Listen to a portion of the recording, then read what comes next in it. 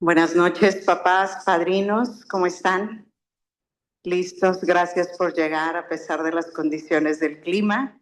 Así que vamos a dar inicio a la plática de formación del día de hoy, que tiene como título La misión educadora de los padres. Y aquí incluimos también a los padrinos, ¿verdad? Que van en el combo. Entonces, para iniciar, los invito a ponernos de pie para invocar al Espíritu Santo. En el nombre del Padre, del Hijo y del Espíritu Santo. Amén. Ven, Espíritu Santo, llena los corazones de tus fieles y enciende en ellos el fuego de tu amor. Envía, Señor, tu Espíritu, y todo será creado y se renovará la faz de la tierra. Oh Dios, que has iluminado los corazones de tus fieles con la luz del Espíritu Santo, haznos dóciles a sus inspiraciones para gustar siempre del bien y gozar de sus consuelos. Por Jesucristo nuestro Señor. Amén. Santa María, Reina de los Apóstoles, ruega por nosotros. En nombre del Padre, del Hijo y del Espíritu Santo. Amén. Los invito a sentarnos y el día de hoy la plática será impartida por nuestro párroco, el Padre Mario Alberto Cruz. Así que gracias, Padre.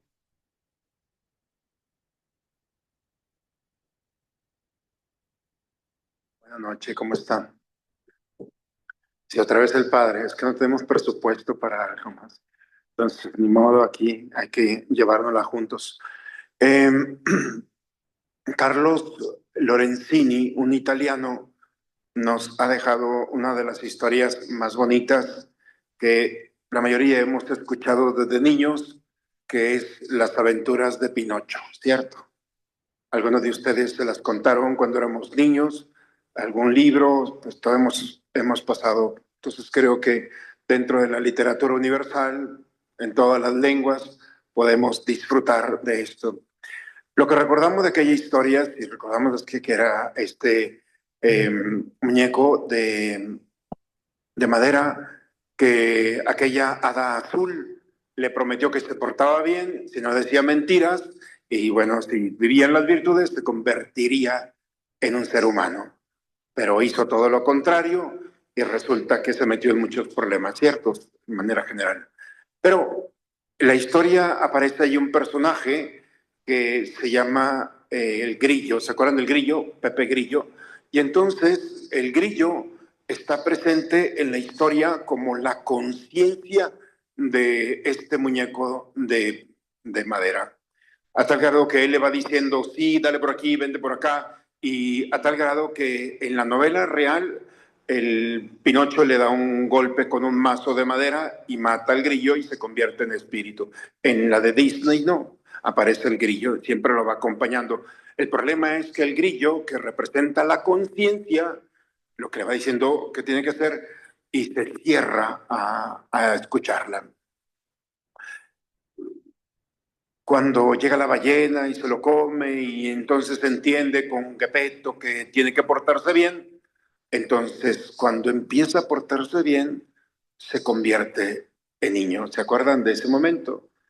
Y desaparece la figura del grillo, ya no aparece más. La pregunta es, ¿por qué desapareció el grillo si es la conciencia? Y la novela trae un mensaje muy bonito, porque llega un momento en el que el ser humano vive y es responsable de sus actos. Cuando empieza el acto moral, es decir, cuando el hombre empieza a distinguir el bien del mal, ya no es necesario una voz. Su voz y su mente son necesarios para distinguir. En pocas palabras, bueno, creo que todos somos parte de la historia del grillo, ¿cierto?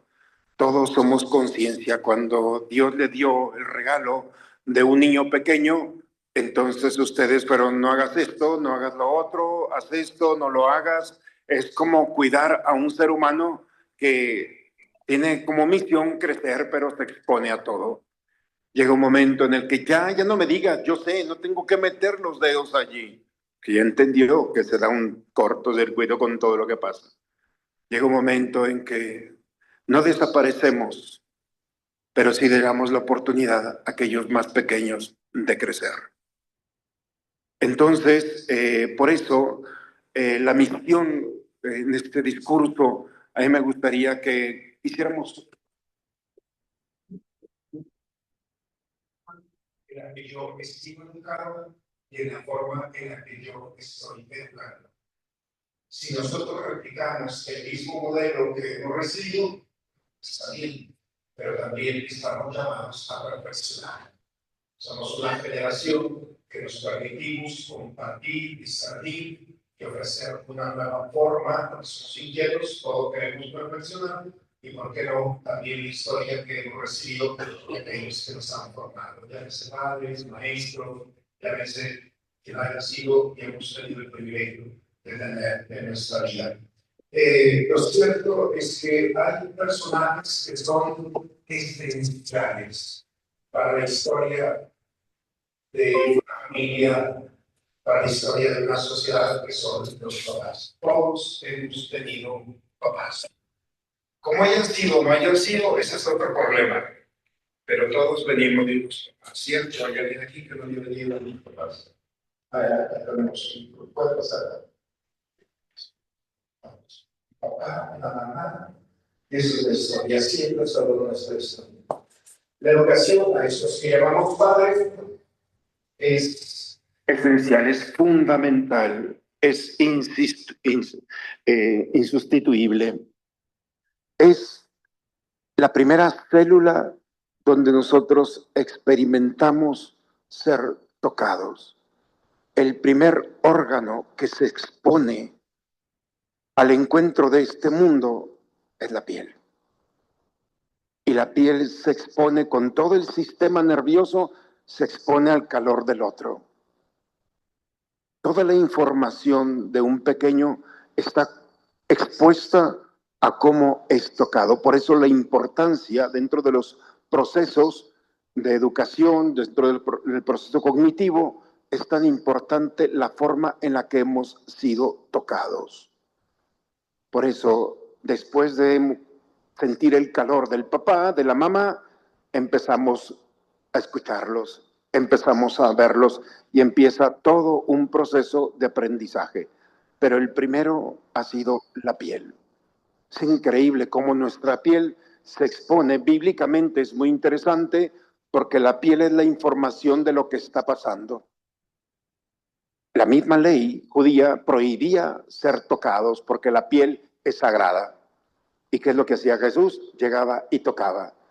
Iba más allá de los límites, especialmente de un enfermo, de un leproso.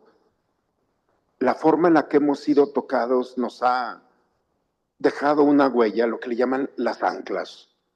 Yo, por ejemplo, tuve un abuelo muy cariñoso y siempre me tocaba aquí la barbilla y me decía bribón.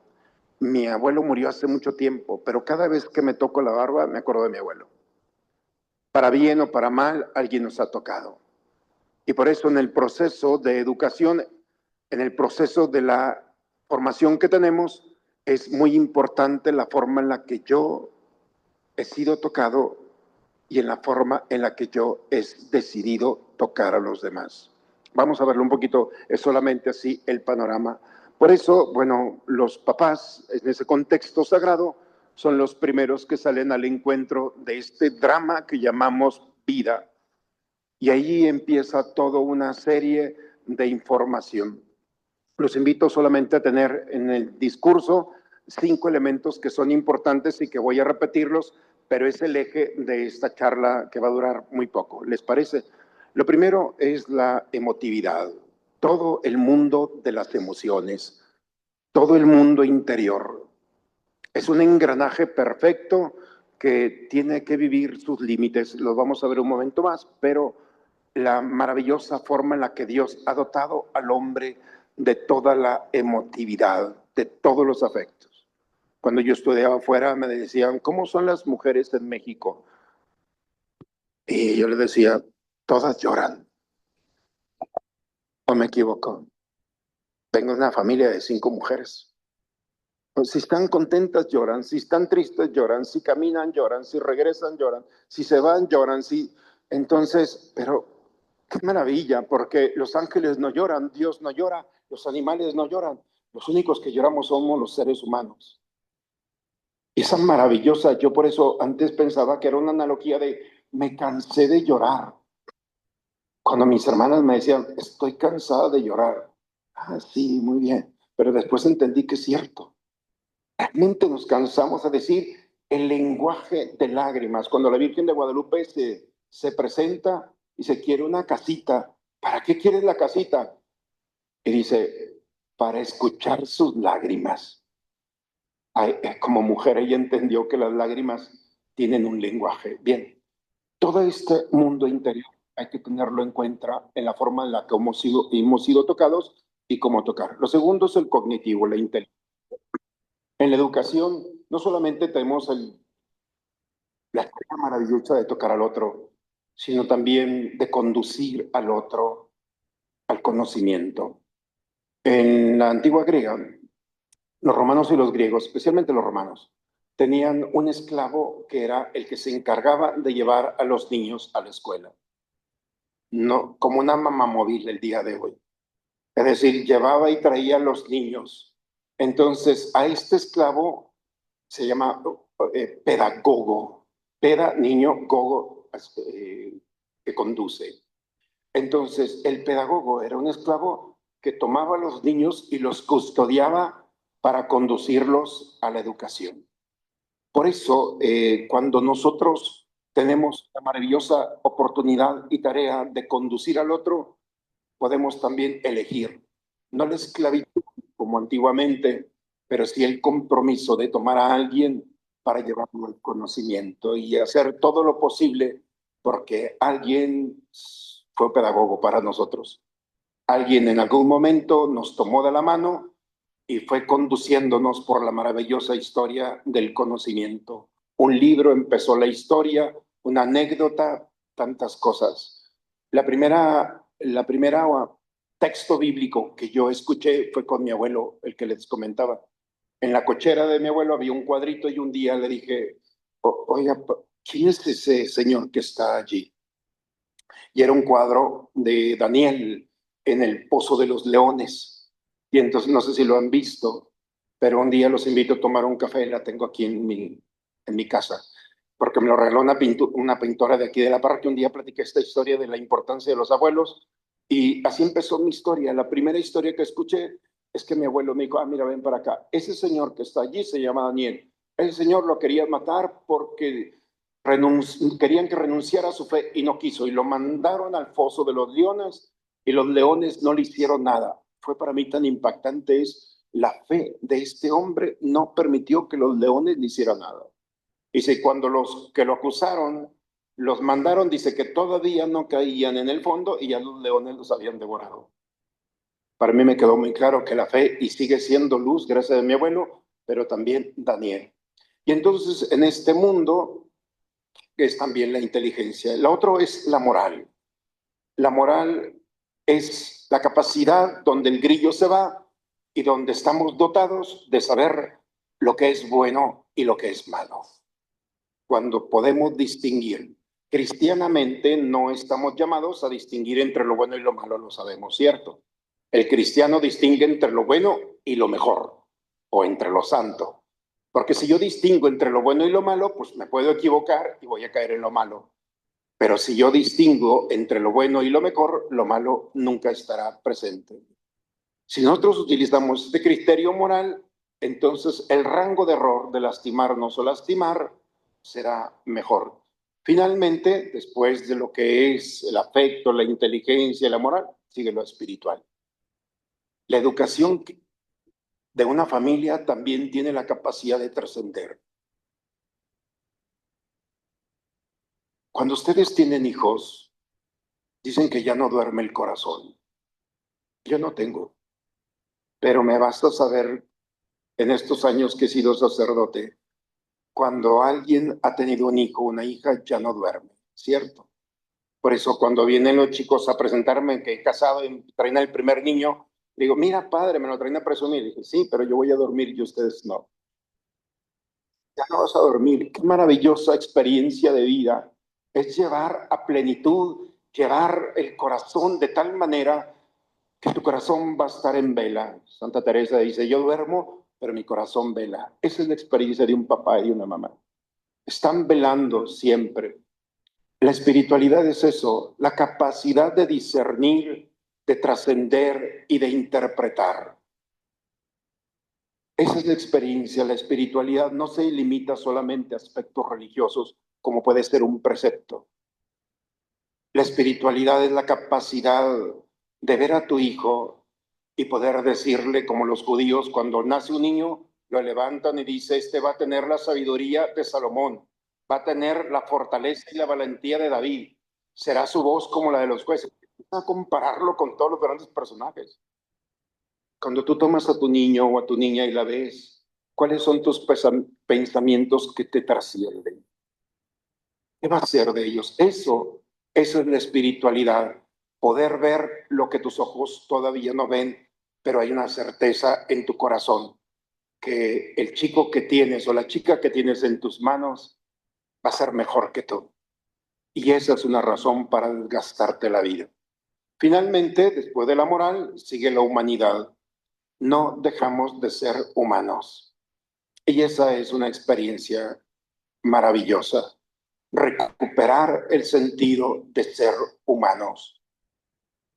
El primer, podemos llamarlo así, la primera tentación, cuando uno toma la Biblia, la primera tentación, la primera mentira en la que caímos Adán y Eva y toda la humanidad es, y fue muy atractiva, serán como dioses, le dice la serpiente. Serán como dioses. Oh, wow, claro. El problema es que nunca vamos a ser dioses. Y lo peor de todo es que dejamos de ser, vivir y disfrutar nuestra humanidad. La mejor manera de vivir es ser humano. Cuando Alejandro Magno, el gran conquistador, murió de una gripe a los 23 años, ¿saben? No le pudieron contar todas las cicatrices que tenía en el cuerpo. Estaba tan lleno de cicatrices. Este hombre vivió 23 años de manera tan inspiradora que su cuerpo reflejaba las batallas, los viajes, todo lo que hizo. Le sacó provecho a su piel, a su corazón, a su capacidad.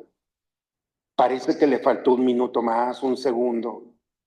Fue suficiente para inspirar a generaciones y generaciones hasta el día de hoy. Por eso, cuando nosotros experimentamos en la educación esta capacidad que tenemos de vivir en la humanidad, sé un humano. No le pidas a Dios dejar de llorar, dejar de reír, porque son realidades que nos corresponden y son esenciales para nosotros. Y por eso, en estos 5 elementos, vamos a recorrer un camino muy breve, pero ojalá que nos podamos comunicar en esta reunión. ¿Les parece bien? Bien, eso es solamente introducción, espérense, todavía falta. Bien, en la raíz, muy rápido, así voy a ir, la raíz de esta historia, del fundamento de nuestra responsabilidad de educar, de gastar nuestra vida, es porque Dios te ha dado la gracia de ser papá y mamá. Eso te lo da la naturaleza. El ser padre y el ser madre determinan en tu historia un momento en el que es imborrable, a menos que haya un problema mental.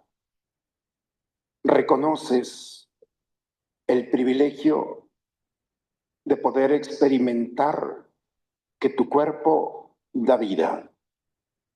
Y esa experiencia de dar vida es tan fundante, tan profunda, porque te identifica a Dios. El único que puede dar vida es Dios. Y Dios ha querido valerse de un hombre y de una mujer para poderlo subir esa realidad a una experiencia de trascendencia. No significa que somos los mejores o que serán los mejores papás, pero sí significa que participan de una gracia de Dios. Esta experiencia te da por raíz y por naturaleza la responsabilidad de custodiar la experiencia que estás viviendo. Lo segundo es la primacía de la educación. El primer ámbito donde se educa es en el contexto de la familia. ¿Por qué discuten tanto los chicos en casa? Dicen, no, es que afuera es un angelito, padre. Si viera qué bueno, no habla, pero nomás llega a la casa, se convierten. ¿Por qué hablan tanto los chicos en casa? ¿Por qué se enojan? ¿Por qué gritan? ¿Por qué te confrontan? ¿Por qué te preguntan? Porque en ese contexto es donde ellos o nosotros en su momento hemos aprendido a socializar. Empezamos como niños a balbucear, a hablar, a decir palabras que no tenían conexión.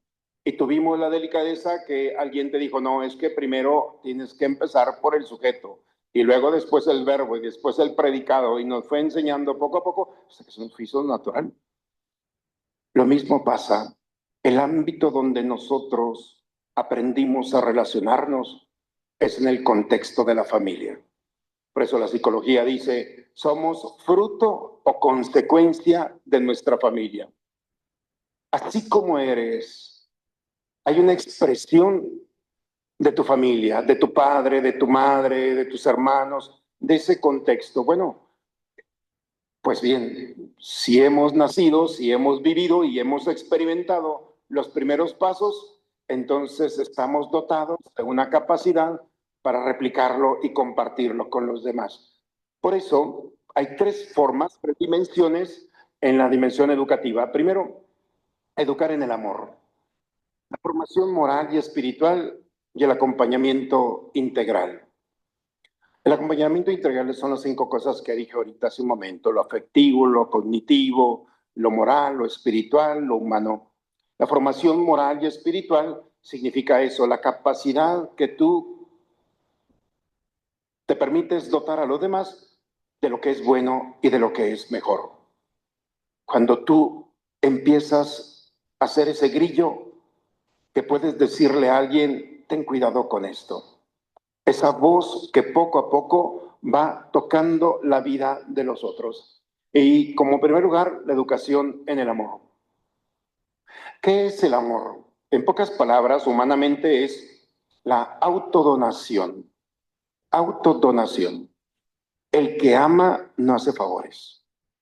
El que ama no pregunta. El que ama tampoco da cosas solamente. La autodonación es el ofrecimiento. El ofrecimiento. Hay una gran diferencia entre dar y ofrecer. Jesús no dio su vida por nosotros, porque no nos cobró. Dar significa yo te doy, ¿tú qué me das? Es una economía. El ofrecimiento es nada. Así dejado. Te lo doy porque me nace. Esa es la educación del amor. Cuando la economía no está presente en el contexto más sagrado de la familia. Parece una cosa pequeña, pero ¿qué problemas hay en la vida de la familia, en la vida del matrimonio, en la vida de las personas, cuando todo puede y debe de ser en una economía? ¿Que no eres capaz de ofrecer un poco de tu tiempo? ¿Que no eres capaz de ofrecer un poco de tus palabras? ¿Cuál es el problema? Aquí está. En el contexto más sagrado, no se educó en el amor. Se educó en otras partes, en otras áreas importantes, por supuesto, pero la generosidad, el acto más sublime, es cuando el hombre se sube a la cruz y se ofrece. No tenía nada que darnos, estaba clavado y los romanos no son tan románticos de ponerle una sábana, estaba desnudo, era la burla. Y cuando pensamos que no tenía nada que darnos, nos ofreció algo que hasta el día de hoy te lo regalo. Perdónalos porque no saben lo que hacen. Nos perdonó de raíz. Cuando yo confieso, ¿saben? Dicen, padre, es que yo, ¿hace cuánto tiempo no se han confesado ustedes? Yo cada vez que los confieso, de 100 que confieso, 100 son más buenos que yo. No saben ni pecar. De verdad, no saben ni pecar. Porque para pecar se necesitan 3 cosas que no se las voy a decir porque entonces iban a ser pecado. Mejor lo dejo así tan inocentotes, ¿eh? Pero hay materia, hay intención, hay libertad y hay un acto. Cuando les pregunto, oye, ¿tenías deseo de ofender a Dios? Que no, padre. Oye, Siri, llamar a Nelson Hernández. Es decir, esa es la experiencia. Por eso, las consecuencias de una sociedad que vive o vivimos indiferente, con todo ese tipo de violencia, que es la indiferencia, que es la palabra, que es el gesto, es porque nos faltó. En esa primera etapa donde tuviste la oportunidad de ser tocado, de tocar la experiencia de sembrar la semilla del amor, de la autodonación.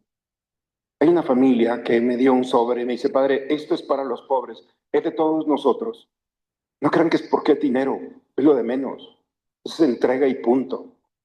Pero lo más maravilloso, estos papás están dotando a estos chicos para hacer un cambio de este mundo. Y eso me permite a mí descubrir que puedo descansar en paz porque ya hay 3 o 4 chicos preparados para vivir en una generosidad de tal manera que se preocupan por aquellos que ni siquiera conocen. Por eso, bien, estos son, de alguna, podemos llamarlo así, algunos elementos que pueden ayudarnos en este proceso, en esta dimensión de educar, en el amor, en la moral y en el acompañamiento integral. Bien, esto nada nuevo. La vocación que se tiene, el llamado que se tiene es a dejar una huella imborrable en la historia de este mundo. Una persona enferma es una persona que no le interesa dejar una huella en este mundo. La escritura muy fuerte dice que aquellos hombres que se han decidido a no amar son como la espuma que llega a la orilla del mar. Llega y se desaparece, nadie se acuerda. Pero hay quien deja una huella imborrable en la historia y en el corazón. La historia que estamos escribiendo es precisamente esto. Educar es permitir que el otro se descubra. Por eso, educar es entrar al otro, es lo que significa educar. Educar no solamente significa entrar al otro, sino sacarle del otro lo que tiene. Sacar de su interior lo que tiene. La más maravillosa experiencia, no sé ustedes, es cuando alguien te enseñó a valorar la riqueza de tus cualidades, de tus virtudes. Cuando te dio una guitarra y no sabías tocarla y de repente la empieza a tocar. Uno de mis vecinas de toda la vida, su papá era un hombre, un trabajador maravilloso de una empresa, se dedicaba a la contabilidad y todo eso. Cuando se jubiló, la señora decía, me decía, Mario, tengo un colchón en la cocina. Allí está todo el día sentado. Y a mí me caía muy bien porque todos los viernes religiosamente teníamos carne asada. Buenísimo para todas estas cosas. Bien, pues este hombre un día, ya grande, le dice, mira, hay un curso de pintura, ve a ver. Y el hombre fue a un curso de pintura a su edad. Descubrió, más bien se redescubrió que un pincel podía expresar lo que nunca había imaginado. Ya falleció hace 2 años, pero dejó unos cuadros hermosísimos. Tenía una capacidad para utilizar los colores y las sombras de manera maravillosa. Se descubrió, le salió lo que estaba oculto. Eso es educar. La capacidad de ver al otro y decir, tú eres bueno para esto. ¿Cuántas veces nos han dicho lo contrario, cierto? No sirves para nada. Y ojalá que no hayamos cometido el error de decirle a alguien, menos a tus hijos o a quienes quieren, ¿sabes qué? No sirves para nada. Cállate, no cantes, cantas horrible. No vuelves a cantar. Mira nomás cómo escribes. Y olvídate. El efecto que tenemos de educar es sacar lo mejor que tiene el otro. Y no solamente con los pequeños, es nuestra historia. Cuando a alguien le dices, oye, a ver, espérate, sonríe. ¡Wow! Qué bonita sonrisa tienes, claro, tu chimuelo y toda la cosa, pero qué maravilla, qué sonrisa tienes, qué bárbara. Tienes luz. Créame, nunca se le va a olvidar. Un gesto es sacar de adentro lo que tienes. Esa es la vocación y la misión a la que estamos llamados. Por eso, vocare viene de boca, de llamar al otro, de tocar al otro, de ver al otro y sacarle lo mejor que tienen. ¿Les gusta criticar a ustedes? A nadie. Miren que los he confesado a la mayoría, ¿eh? Y uno puede decir, es que padre, me acuso, soy bien chismoso, padre. No digo chismoso, ahora que se me... Soy bien me encanta, padre. ¿Lo disfrutas? Muchísimo. Invítenme. ¿Por qué es tan importante el chisme? Porque tienes el 80% de bondad. Cuando alguien es chismoso, y no porque ya dijo el padre, vamos a ser todo chismoso. Quiero aclarar, no se me duerma antes. ¿Por qué es tan importante? Porque ver al otro es el 80% de la bondad. Quien ve al otro no es soberbio, no es egoísta, no hay en su corazón esas realidades. Ver al otro es salir de ti. Ver al otro, estamos llamados a ver al otro. Estuve hambriento, estuve sediento. El que no lo ve, por supuesto que jamás va a entender esto. Pero cuando tú ves al otro, ya llevas el 80% del cielo. El 20% es lo único que estás viendo mal. Ese 20% cámbialo por bien. Y tienes el cielo, vas a experimentarlo. Y cuando uno experimenta esta gracia, entonces nos da la oportunidad de ver al otro tal como es. Y entonces las cosas mínimas también son parte del paisaje. San Francisco de Asís, cuando sembraba, porque San Francisco de Asís tenía muy buena fama de tener unos jardines maravillosos, pero siempre San Francisco dejaba una parte que no sembraba, que no cuidaba, de arbustos. Y le decían, Francisco, pero si ya tienes todo, pero ve eso, ¿por qué no arreglas también eso? Y decía San Francisco, es que también la naturaleza tiene su belleza. Ese arbusto que parece que no tiene belleza, Dios la ha creado con su belleza. La historia de nosotros también tiene su belleza donde menos imaginamos. Todos traemos un arbusto que no queremos, depende de quién lo vea. Pero si nosotros alcanzamos y percibimos como San Francisco a ver la belleza en el arbusto, aún aquel o aquella que está bajo nuestro cuidado, cuando descubrimos o vayamos a tener la experiencia de encontrar un arbusto en él, vamos a poder decir, qué belleza. No cantas, pero tienes otras cosas que vas a desarrollar y vamos ayudando a la persona y vamos cuidando a la persona. Por eso, el reto a los que nos enfrentamos todos en un mundo muy complejo en el que nos ha tocado, pero es maravilloso. ¿Quién tiene de 25 a 50 años? No levanten la mano, se les nota como quieran. O sea, ya no podemos ocultarlo, ¿cierto? Pero estamos viviendo, no se alcanzó a ver esta, es una, a ver, buen punto. Bien, se los digo, pensé que estaba en la presentación, pero son cosas muy sencillas, se las voy a hacer llegar a través del WhatsApp, ojalá que puedan verlo. Son los 6, quienes estudian el contexto social, nos presentan 6 retos a los que todos estamos expuestos, especialmente en el contexto de la educación. Primero es el uso de tecnología y las redes sociales. ¿Alguno de ustedes todavía les tocó el teléfono yo creo que todos. Bien. ¿Alguno de ustedes tuvo un Nokia StarTAC? Sí, entonces somos de las mismas. Entonces, no, entonces nos entendemos. Nos tocó un teléfono que, wow. Y luego después le pusieron una pantalla un poco más grande, y un poco más grande, y un poco más grande, y hoy es una gran pantalla. Es tan atractiva y los píxeles que tienen que lo primero que hacemos por la mañana es tocarlo y verlo, ¿cierto? Entonces, solamente estoy viendo la hora y te quedas media hora viendo la hora. Entonces, vaya punto. Nos atrapa y nos lleva. Y así a nosotros, a los chicos y todo mundo.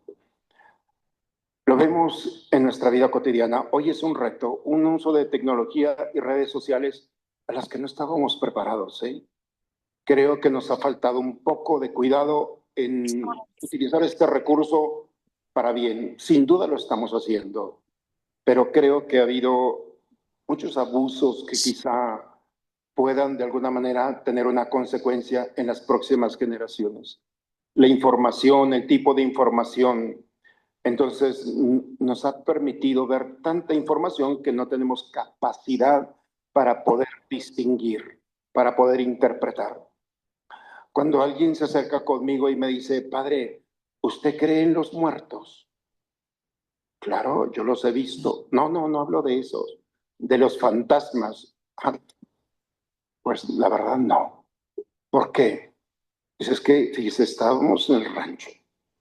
Se fueron un grupo de muchachos. Y estábamos platicando y el hombre, padre, sentí que me tocaron el cuello. Padre, no era nadie. ¿En serio? Sí. Wow. Muy bien, no era nadie. ¿Cómo explicamos a un chico de 17, 18 años que alguien le tocó el cuello, que alguien le tocó una parte y no había nadie y se asustaron?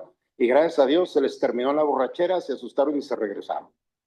Mira a Dios cómo actúa en estas cosas. Bien, bueno, pues el punto es de que somos todo un sistema nervioso y nuestra mente a veces está agotada. Y la información que recibimos de nuestros 5 sentidos es tan abundante que la mente no alcanza a interpretar lo que los sentidos le proporcionan. Le llegan un poco después. Pero en ese poco después, la mente cuando experimentó una sensación, la interpreta. El que te tocó así era tu mamá, era tu abuelo, era tu tío, y entonces, como estás cansado, como experimentaste un movimiento nervioso y la mente te jugó una broma diciendo que ese movimiento fue la mano de tu abuelito que se murió hace 20 años, te sacó un buen susto. ¿Cuál es el resultado de todo este problema? Es que la mente está cansada. Todo el sistema de interpretación es agotante. Cuando yo confieso, perdón por estar aquí, pero también tengo que estar. Con alguien me tengo que quejar ya que los tengo todos juntos. Cuando estamos confesando, primero te escucho. Segundo, veo el pecado más importante y lo distingo a todos en los diferentes pecados. Contra la vida, contra la moral, contra... Tercero, de todos los pecados voy a tomar uno o dos. Cuarto, veo, ¿qué te voy a decir? Porque si alguien me dice, no, padre, es que me di mentiras. Bueno, la mentira de un niño a la de un adulto, de los ancianos, son diferentes, el del hombre y la mujer. Entonces, y quinto es no solamente lo que te voy a decir, sino cómo te lo voy a decir. 5 acciones se hacen en un momento tan sencillo de la confesión. ¿Ustedes creen con toda la información que tenemos aquí, tenemos capacidad para ver, para distinguir, para discernir, para aceptar, para interpretar y después compartirlo? Es un desgaste, estamos cansados. Cuando nosotros vemos todo el abanico de enfermedades, hasta el día de hoy, unas desconocidas, pero de salud mental, de la ansiedad, por ejemplo, todos los trastornos de ansiedad, todos los trastornos de alimentación, en fin, de esos 5 o 6 grados de trastornos que hay, es porque hay tanta información que no alcanzamos. Bien, este es un reto. ¿Qué vamos a hacer con todo esto? Si tu hijo presenta aislamiento, adicción digital, bajo estima, desinformación, entonces seguramente hay un reto en casa. El uso de la tecnología y de las redes están creando dificultades para regular los tiempos. Otro de los elementos que hay en la educación y los problemas de los retos es el cansancio. Me da mucha pena a veces, pero ni modo tenerlos aquí 40 minutos, porque vienen cansados del trabajo, ¿cierto? Toda la actividad que han hecho mental, física, responsabilidad, y el padre todavía quiere platicarnos algo. Bueno, paciencia, yo los voy a absolver de todos sus pecados un momento más. Pero aquí, paciencia, es decir, estamos cansados. ¿Saben cuál es uno de los grandes problemas hasta el día de hoy? Que el hombre ha aprendido a desarrollarse, ha perfeccionado sus formas de trabajo, pero ¿saben que se les olvidó integrarle a esto? El descanso. No sabemos descansar. Y parece que es un problema pequeño, pero ha traído problemas muy graves. Lamentablemente, no solamente en la cuestión física, mental, sino también en la relación de los demás. ¿Quién de ustedes prende la televisión y la televisión los ve a ustedes? Cuando enciendes la televisión, voy a ver un programa y te quedas dormido y la televisión te está viendo toda la noche. Es decir, estamos tan cansados que no disfrutamos un programa, que no disfrutamos una conversación. Cuando vienen aquí y apenas se sientan, dice, padre, es que me da mucha pena que se durmió. No, me da más pena, yo le tengo aquí media hora, tú lo tienes todo el día dormido allá. Estamos tan cansados que hemos olvidado. Eso trae consecuencias. Hay una desvinculación afectiva y eso provoca, es el segundo elemento de la educación integral. Una cuota muy cara. La falta de contacto con el otro, de estar integrado al otro, trae consecuencias en su persona. La autoestima es una de ellas, pero también de relaciones profundas. Vamos quedando cansados y es cansancio crónico. Hay que aprender.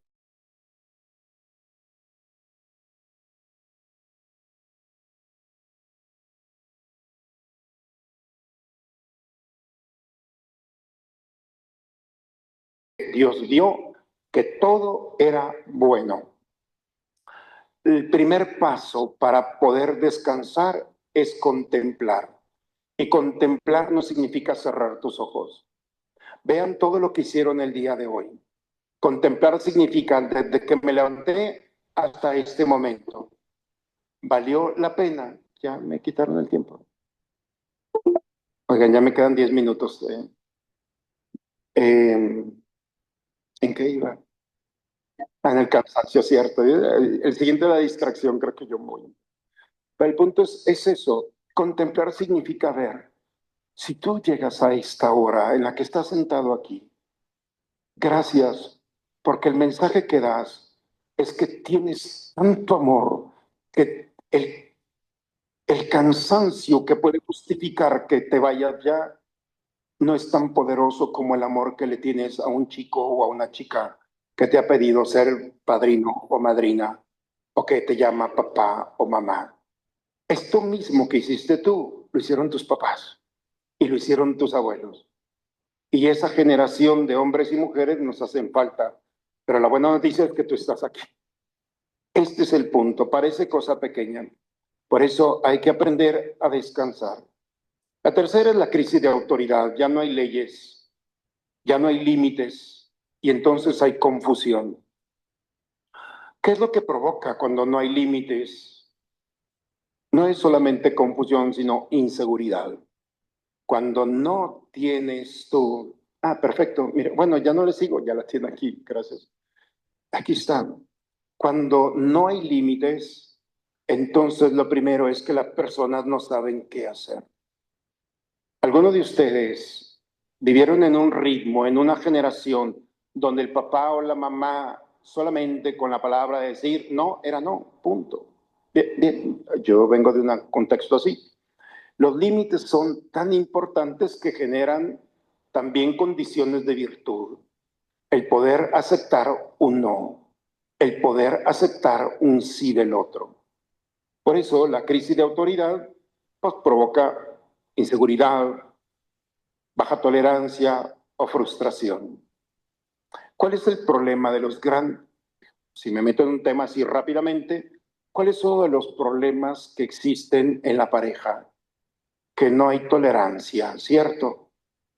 No puedes soportar un no. Oye, vamos a salir. No, no quiero ir. Otra vez lo mismo. Y empiezas el problema porque hay un no. El problema no es ella ni él. Es aquí. La crisis de autoridad en la educación. Si desde pequeños experimentamos que la bici la tenemos que compartir entre los 3 o los 4, hay un no y tienes que esperar a que el otro dé una vuelta. No sé si me explico el ejercicio que han hecho. Los límites, las normas en el contexto familiar te preparan para hacer un alto. Hoy en la tarde venía en el coche y me pasó una persona, pero nos expuso a todos porque traía prisa. Yo también traía, pero no soy capaz de hacer eso. No lo aprendí manejando ni en la instrucción que me dieron. Fue en mi casa. Tienes que respetar que hay un no, por el bien tuyo y por el bien de los demás. Esto es, la crisis de autoridad ha generado condiciones para una revolución donde todos tienen sus propias verdades. Y creo que tiene que haber puntos en común para poder custodiarnos. Esto es la educación y esto es. Algunos de sus hijos los han retado. ¿Y por qué me dices esto? Bueno, socialmente ustedes han visto todas las demandas que ha habido de chicos contra sus papás. Saltillo no está exento. No es una, dos, tres. Vean, claro, tienen razón algunas por caridad. No voy a decir y a satanizar eso, pero el punto es, cuando el papá quiere poner orden, ya es muy tarde. Y eso se hubiera podido arreglar en un momento de educar, sacar lo mejor que tiene. Finalmente, la educación emocional deficiente es uno de los grandes retos. ¿Quién educa a tus hijos? ¿Quién los toca? ¿Quién los conduce? ¿Quién los toma de la mano para llevarlos al conocimiento? ¿A quién le soltaste tus hijos? Este es uno de los grandes problemas. La educación, el primero que tiene que ver a su hijo, conocerlo y sacarle lo mejor del corazón, es el papá, es la mamá, es el contexto. Los hermanos, por supuesto, y ese contexto sagrado están diseñados para sacar lo mejor. Hagamos la prueba. Es uno de los grandes retos. Este mundo descarta, exilia. En la sociedad del día de hoy podemos nosotros descubrir que hay personas que han sido relegadas. ¿Es el papechín? Son las formas. El método Montessori, en lo personal, es una maravilla, porque permite a nosotros tratar de descubrir ¿Cómo estaba, pinche un gordillo? método educativo que le permite ser más libre. Ya vi que te hiciste Hombres y papá, mujeres, a través de bebé. eso, no han Ya vi sentido que te la hiciste frustración popó, de un pinche sistema bebechín. educativo que es un poco más rígido. Hay para todos. Pero el punto aquí es la educación emocional deficiente. Es decir, lamentablemente no nos acercamos como personas y eso genera condiciones que más tarde, como vamos a ver, vamos a poder descubrir la ansiedad, la agresividad, la falta de empatía. Cuando alguien no te entiende y esa persona es importante para ti, entonces es una carga emocional que vas a cargar. Hay un retiro que nosotros hacemos en la que las personas piden perdón por las personas que las han lastimado. Y muchas de ellas, y yo también en algún momento, las personas no son malas. Lo único es que en su momento no tenían la capacidad para tocar nuestra historia. y por eso las perdonamos. No estaban preparadas para tocarnos. Y la maldad que nosotros hemos visto, la imaginación que tenemos, se convierte en compasión. No tuvieron lo mismo. Por eso es tan importante que nuestra educación emocional sea de reconocimiento al otro, de tocar al otro, de cuidar al otro. Cuando un hermano le dice al otro, oye, tú vas a ser un gran futbolista, al hermano nunca se le olvida ese comentario que su hermano le dijo. Serán un equipazo. Si es lo contrario, entonces en ese camino tal vez no será el mejor, se podrá superar en su momento. La diversidad de modelos familiares y valores también es uno de los grandes retos. Las diferentes formas a las que hoy como sociedad tenemos. ¡Qué maravilla! Dios nos ha dado la oportunidad de vivir en una sociedad tan diferente, tan compleja, pero tan maravillosa. Lo peor que podemos hacer es negar los tipos de familias o formas en las que la sociedad del día de hoy se ha estructurado.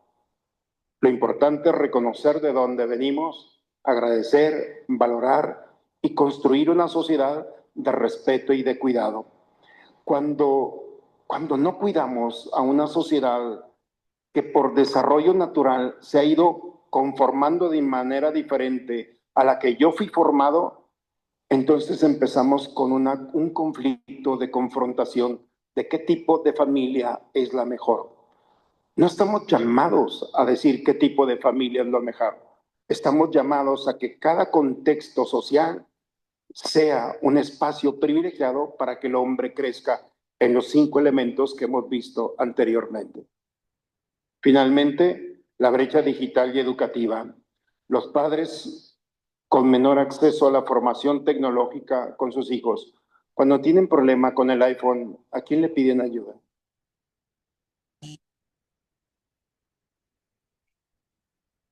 A sus hijos. Yo espero los de Génesis aquí, los jueves. Oye, traigo este problema en el teléfono. Ay, padres, eres expertos. O sea, a pesar de los estudios y de la formación que hemos tenido, hay que reconocer que estas generaciones que vienen tienen una capacidad de entrar al mundo digital, de entrar al mundo de las redes de una manera extraordinaria. Eso es un logro, es una oportunidad, pero también puede crear desigualdad, especialmente en el acompañamiento. ¿Qué le voy a enseñar yo a este o a esta si es mejor que yo? Bien, ya hablé mucho. Esos son los 6 puntos. Los que estudian la sociedad del día de hoy presentan estos elementos a los que todo papá, todo mamá, todo educador se enfrenta. Nosotros como iglesia tenemos una opción. Primero, una formación continua para papás. Gracias a Dios tenemos expertos y el 17 de febrero empezaremos un taller para matrimonios. Es para todos, pero está dirigido para matrimonios de 4 sesiones. Y son maravillosas porque le damos elementos que puedes aplicar en tu vida y en la vida de los tuyos. Por eso la formación continua, no te acostumbres a ser papá. Tienes que ser el mejor. Y para ser mejor tienes que prepararte. Es la mayor empresa que Dios te ha dado. Y una empresa no puede seguir con los mismos criterios. Sí con los principios, pero los criterios tienen que perfeccionarse. Ser papá es sacarle provecho a todo este bagaje, podemos llamarlo, de tener a una persona que vale la pena prepararte para hacer lo mejor posible en esta tarea que se te ha encomendado. Acompañarlo espiritualmente. Hay una expresión muy bonita que dice, la grandeza de un hijo está en las rodillas de un padre o de una mamá. No es bíblica. Un día lo escuché y me encantó. Dice la escritura, la bendición de un papá es la bendición de un hijo. Cuando el papá le dice, a ver, ven para acá, y le da la bendición, cuando me invitan a cenar, bueno, los que me invitan, muchos no me invitan, pero bueno, pero cuando me invitan a cenar, me ha encantado, por ejemplo, que los niños ya se tienen que ir porque la cena es riquísima y la plática mejor, pero que los niños ya están con los ojos así, y ya los niños se van a dormir, y se acercan los niños, le dan el beso al papá y a la mamá y le dan la bendición. Me encanta, me encanta. Saquen otro 3D para disfrutar de esto, ¿verdad? Ah, broma, pero es lo mejor que tenemos. El acompañamiento espiritual es poderlo acompañar en ese mundo de la trascendencia. ¿Por qué es tan importante que recibamos la fe de un papá, de una mamá? Porque en algún momento el papá o la mamá no van a estar presentes, pero cuando hemos sido dotados de la trascendencia, tendremos la esperanza de que aun cuando el papá o la mamá no están presentes, están presentes.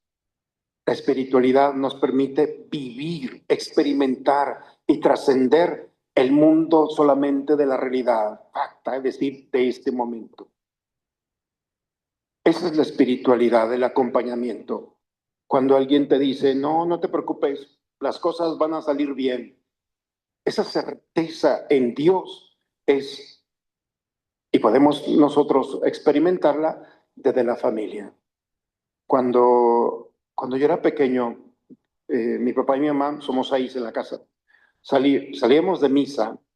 Mi papá no era muy religioso, mi mamá muchísimo, pero mi papá iba a misa porque si no, bien le iba a mi papá después. Entonces él iba así, estaba, pero siempre que nos subíamos al coche, siempre era lo mismo. ¿Qué dijo el padre hoy? Decía mi papá. No, mis hermanas, de verdad es que mis hermanas, wow. Yo era el último que contestaba así. Me sumo a lo que ellas le han dicho. Es decir, ¿qué dijo el padre? Y empezaba, ya de grande, dije, ¿por qué mi papá, si no era tan creyente, le interesaba tanto lo que el padre decía? No, no era tanto eso, yo creo que también, pero era sobre todo el acompañamiento espiritual.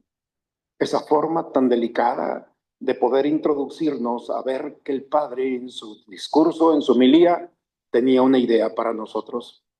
Formas tan sencillas como bendecir los alimentos, darle la bendición en la noche, sentarte en la cama, decir, al menos rezar el ángel de la guarda.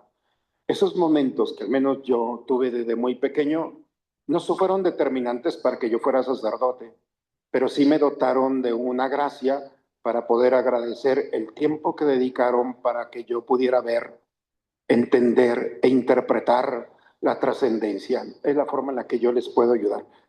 También por la red de apoyo familiar, nuestra parroquia tiene equipos, el Movimiento Familiar Cristiano es un equipo maravilloso, tenemos los talleres, tenemos consejería, hay muchas formas, no se sientan solos, pero tampoco te acostumbres. Si tú te acostumbras a ser el mismo, Dios no. Dios siempre te quiere mejor. Quiere que seas mejor papá, quieres que seas mejor mamá, mejor padrino, mejor madrina, mejor tía. Es decir, todos tenemos esta posibilidad. Cuando nosotros nos vamos perfeccionando con la ayuda del otro, entonces nos inspiramos. Y cuando alguien te inspira, entonces vamos caminando juntos, tan original, pero tan creativos, pero compartiendo nuestra historia. Y finalmente el testimonio coherente. Un testimonio coherente es que estén aquí. Gracias por estar aquí. De veras, no porque estén aquí en la iglesia, sino porque estoy seguro que Dios no le iba a soltar un hijo o una niña a cualquiera. Te lo iba a soltar a ti que estás cansado, cansada, que traes una historia en tu corazón y el día de hoy has dicho, va, tengo que ir, voy y me siento. Porque así te sientas aquí, te sientas en el colegio, te sientas con ellos, te sientas.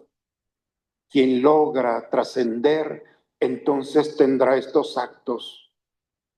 Y de verdad son actos tan profundos que dan la seguridad que estos chicos están en las mejores manos. Finalmente, ya voy a pasar a la parte última, ¿verdad? No, ya. Los modelos de educación, eso ustedes lo pueden ver en cualquier lugar. Estos 4 modelos son las formas en las que la sociedad nos movemos. El autoritario, el permisivo, el negligente y el democrático. Pueden leerlo mientras yo les hablo. ¿En qué consiste esto? Hay, según los que estudian el comportamiento humano en la relación de la educación, hay 4 estructuras que son importantes. Primero, la exigencia. Segundo, lo afectivo. Tercero, las normas. Y cuarto, la presencia, o lo llaman también el diálogo. Toda relación con un niño se basa en estos 4 elementos: exigencia, afectividad, leyes, normas y diálogo. Si tú lees estas y dices, bueno, pues yo la verdad, yo no voy a poner, aquí no estamos para hacer un juicio de cuál es bueno, cuál es malo. Tú eres libre de ser lo que quieras. Yo lo único que te presento es que es muy fácil saber dónde estás y cuáles son los resultados. Si tú tienes alta exigencia, baja afectividad, tienes normas rígidas y disciplina, poco contacto, entonces aquí está el resultado. Si tú eres permisivo, alta afectividad, baja exigencia, pocas reglas, libertad sin límites, aquí está. Si no tienes nada, pues bueno, ya ahí están las consecuencias. El democrático, que es una alta exigencia, una alta efectividad, normas claras y diálogo profundo. Cuando tú vas haciendo un análisis del modelo que tú tienes, entonces el resultado o las consecuencias, si son malas, están en este modelo. ¿Por qué es tan importante esto? Cierro ya. ¿Qué proponemos nosotros?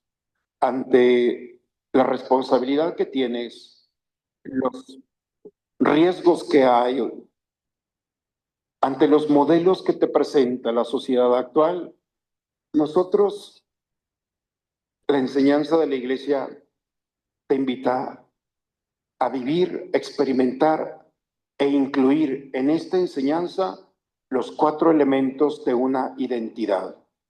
Cuando yo fui por primera vez a Tierra Santa, no se me duerman, faltan 2 minutos, ¿eh? Cuando fui a Tierra Santa, fui con un grupo de sacerdotes, a todos nos llevaban pues para conocer lo que predicábamos, ¿no? Meterte al mar de Galilea, flotar en el mar muerto, subirte al monte de las Bienaventuranzas, todas estas cosas. Pero da la casualidad que cuando nos reunimos con el patriarca, el más grande de los obispos allá, nos dice, a pesar de que aquí Jesús nació, vivió, dio su vida, se acabaron los cristianos, es el 2%. El 2% se acabaron. Y por eso la iglesia está muy cuidando esa zona. Y empezó a decir todas las consecuencias y los actos por las que la iglesia está, los cristianos no pueden vivir allá. Claro, hay un mundo muy complejo. Y la pregunta es, Hechos de los Apóstoles decía que en tiempos de los primeros cristianos tenían todo para desaparecer. Un imperio romano que ha sido el más terrible. Los persas tenían la cruz, pero los romanos la perfeccionaron poniéndole clavos. Imagínense lo terrible que era. Bueno, estos romanos estaban persiguiendo a los cristianos. Tenían a los griegos, que era una mentalidad, pues, como la del día de hoy, o sea, ensalzaba la belleza y no consideraba la profundidad del corazón, como eran los judíos, como era la Torá o la espiritualidad judía. Entonces, pues muchos dejaron de estar cuidándose interiormente, pues mejor se cuidaron su cuerpo. Esa es la mentalidad griega. Y muchos dejaron allí. Y tercero, no digo que los gimnasios y eso está mal, por favor. Que no lo hagan no significa que esté mal. Entonces, y tercero es los judíos, que tenían una religiosidad muy agresiva. Solamente los judíos se salvaban y los otros no. Todo este escenario hacía posible que no estuviéramos aquí. Los cristianos no tuvimos en su primer momento las condiciones para sobrevivir. Y Hechos de los Apóstoles dice que no solamente sobrevivimos, sino que nos multiplicamos. ¿Qué hicieron estos hombres para permanecer ante un mundo tan violento, tan agresivo, tan invasivo, con todo lo contrario? ¿Qué hicieron? Cuando yo le pregunté eso al obispo, oiga, ¿y cómo sobrevivimos? El hombre se quedó callado y dice, lo que ellos tenían y nosotros no hemos tenido es identidad. Identidad. Cuando alguien sabe quién es, permanece firme. Y entonces yo empecé a buscar la identidad cristiana y aquí está, Hechos de los Apóstoles, capítulo 2, versículo 42. Y esos son 4 elementos que yo los invito a incluirlos en la educación de la familia, de sus hijos, de sus ahijados, y de todos los que estamos presentes. Lo primero, voy a pasar todo esto. Dice Hechos 2. Perseveraban en la enseñanza de los apóstoles, primero. En la comunión, segundo. En la fracción del pan, tercero. Y en las oraciones. Son 4 elementos para identidad, una identidad cristiana. Si nosotros queremos vivir cristianamente, son esas 4 cosas. Lo primero es perseveraban en la enseñanza de los apóstoles. La fe está cimentada en la palabra de Dios. ¿Quién tiene Biblia en casa? ¿Y dónde está? Cuando lleguen a casa, por favor, toman y la pasta, le ponen el dedo así, y si tiene tierra, se vienen a confesar, por favor. Tenemos la Biblia, la historia de la salvación, y no le has leído una historia maravillosa a tu hijo o a tu hija de lo que está pasando allí, de una chica que tenía todo en contra y entonces lo único que le dice a Dios es, no me resuelvas el problema, nomás dime cómo. Hablo de la reina Esther, está en la Biblia. Hablo de un chico que quería conocer a la mujer de su vida y no la encontraba.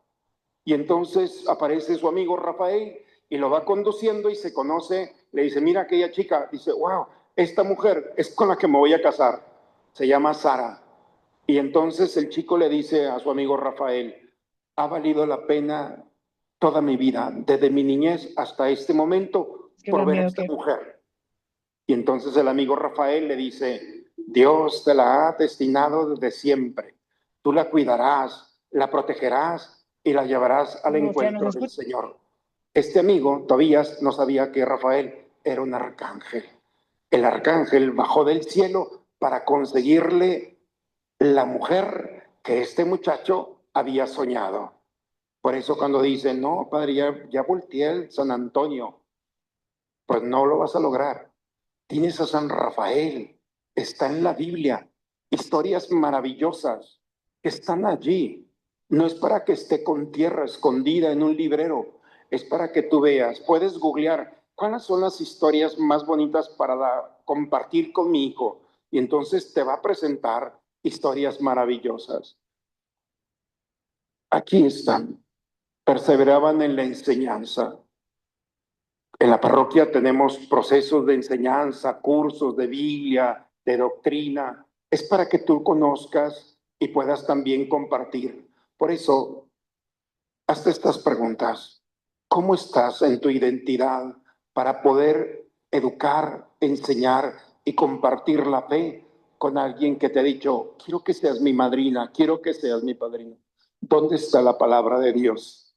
¿La meditas, la reflexionas, la lees? Sinceramente, levante la mano los que tienen más de 3 días que no tocan la Biblia. Bien, 3 días, no está bien. No digamos de 2 años o 3 años. ¿Cómo ayudamos a nuestros hijos a conocer y amar la enseñanza de Jesús? ¿Cuál es lo que Jesús? Una parábola, un mensaje. Cómo Jesús le dicen, no toques a ese hombre, es un leproso. Y cómo Jesús lo tocó y lo sanó. Porque este niño, tu hijo, tiene en el colegio a alguien que le están haciendo bullying y le dicen, es que no tienes que tocar a ese porque no es de los nuestros. Y si tú le dices, Jesús tocaba a aquellos que nadie quería tocar, ¿tú crees que se va a sumar a la historia de dolor, de frustración, de violencia infantil? No. La palabra del Señor nos invita también a resolver problemas de la vida cotidiana. ¿Qué testimonio damos como padres, padrinos o educadores en la vivencia de la fe? Mi papá medía como 2 metros. Yo soy el más bajo de la casa y un día le dije a mi mamá, ¿por qué me hiciste así? Dijo, es que te hice cuerpo de limosnero, porque todo lo que me dan, me queda. Me pueden regalar cualquier cosa.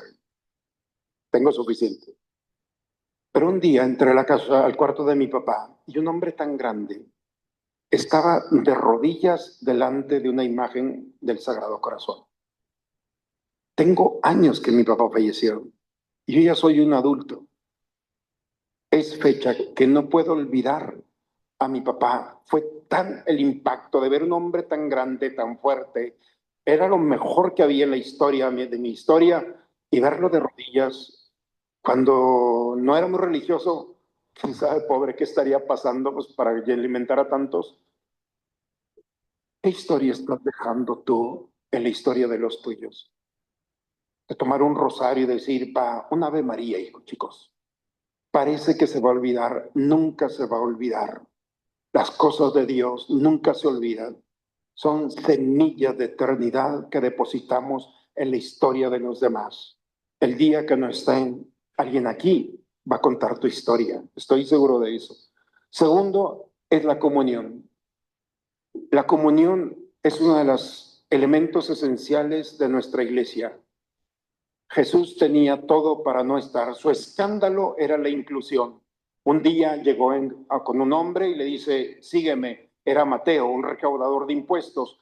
Era un hombre pecador y dice la historia que lo invitó a cenar y se fue a cenar con él. Y entonces la gente decía, ¿cómo puede ser un rabino, un mesías, y está sentado con pecadores? Y la respuesta es, yo no he venido por los sanos. Yo he venido por los enfermos. Este es mi ambiente. La comunión es la inclusión. No se pueden cerrar las puertas. Aquí estamos todos y los que estamos en el mejor lugar. Nadie puede sentirse extraño o fuera de lugar. Vivir en comunión es ver al otro como parte de una historia en la que Dios te está permitiendo compartir. Por eso, en la misa hay 7 comuniones. La primera comunión es cuando entras aquí y ves a todos y dices, soy parte de este cuerpo, el cuerpo místico de Cristo.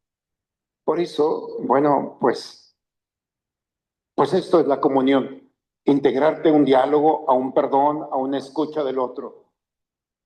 La comunión nos permite también crear comunidad. Si nosotros vivimos la comunión, podemos abrazar a cualquiera. Podemos acercarnos a cualquiera, podemos nosotros experimentar el diálogo con cualquier persona, no importa la edad, no importa.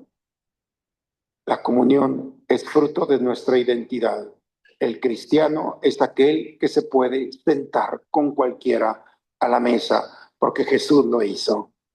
Y esa es una historia maravillosa. La fracción del pan, que es la Eucaristía, el momento de reunirnos aquí en la Eucaristía. Alguno de ustedes no puede recibir la comunión porque trae una situación extraordinaria, se le llama. Te divorciaste y te volviste a casar. Algunos, no sé. Y a veces cuesta el dolor de que no voy a misa porque no puedo comulgar. En la misa hay 7 comuniones. La comunión de todos. La palabra de Dios es otra comunión. No se dice, a ver, los que pueden recibir la comunión van a... No, la comunión es para todos. Cuando viene Jesús aquí en el altar, todos lo adoramos, no importa tu historia. Cuando le das la paz al que está a tu lado, es la otra comunión, porque no es tu paz. El sacerdote te dice, la paz del Señor esté con ustedes. ¿Y qué dicen ustedes? Bien, tú recibes la paz y la das. Eso es la comunión. La comunión eucarística en su momento no la puedes dar, pero hay una comunión espiritual. El Padre Nuestro es la siguiente comunión. Todos rezamos el Padre Nuestro, es comunión. Y finalmente, al final, aunque uno se salen, le digo, hey, espere. Al final, el sacerdote le dice, el Señor esté con ustedes y con la bendición de Dios Todopoderoso. La bendición final es el bálsamo para todos. 7 comuniones en la misa. Y tú dices, es que no puedo comulgar. Pues es todo, estás expuesto a la comunión. Bien, la Eucaristía es la comunión y cada momento va tejiendo tu vida con la vida de Dios, con tu historia y con la historia del otro. Finalmente, las oraciones. ¿Cuántos momentos al día haces una oración en familia? Al momento de recibir los alimentos, al despertarte por la noche, en algún momento rezas el Padre Nuestro en familia. ¿Qué momentos son los que tú ocupas para que tus labios proclamen el nombre de Dios. Enseñas a tus hijos, a tus hijas, enseñas en el contexto familiar a educarlos a orar sin miedo. Os, en latín significan labios. Oratio significa lo que salen de los labios. La oración no es solamente el Padre Nuestro, el Ave María. La oración es hola, buen día, buena noche, ¿cómo estás? El cristiano no está llamado a decir oraciones. Estamos llamados, los cristianos, a hacer una oración. Que todo nuestro cuerpo vean, exprese, experimenten que Dios está hablando. Cuando nosotros vivimos la oración, la fracción del pan, la comunión incluyente y la doctrina, si nosotros integramos eso a nuestro proyecto de educación familiar, créanme, la experiencia de Dios nos va a permitir a todos descubrir, experimentar y agradecerle a Dios el privilegio de haber sido tocados, pero sobre todo el privilegio de poder tocar a la siguiente generación, que cuando nosotros no estemos aquí, van a seguir hablando de nosotros. Por eso, mis queridos todos, gracias por su paciencia. No tuvimos para traer un conferencista el día de hoy. Espero que esta forma de educar desde la sociedad, desde los expertos, pero también desde nuestra iglesia, te permite tener una idea para poder decir qué maravilloso momento estoy viviendo. Y a través, como iglesia, poder perfeccionarnos todos juntos para que la próxima generación, como la nuestra, puedan salir y tocar este mundo y hacer lo que nosotros no hemos podido hacer. Contamos con ellos, pero tenemos una gran responsabilidad de custodiar, sacando lo mejor del corazón de estos chicos o chicas que te dicen papá, mamá, y que muy próximo te dirán padrino o madrina. Gracias por su paciencia, gracias por esta noche. Ojalá que lo que hemos compartido el día de hoy, estos retos de educar, sean una oportunidad para disfrutarlo, para perfeccionarlo y para compartirlo con aquellos que Dios ha puesto en tu camino. Gracias, papás, gracias, padrinos, por esta noche. Felicidades. Han mostrado que realmente son lo mejor que hay para que un niño y una niña estén. Dios no se equivocó en pensar en ustedes. Muchas felicidades. Dios los bendiga. Vamos, ¿hay algo más que...? Bueno, para la asistencia pueden sacar su teléfono y dar ese clic.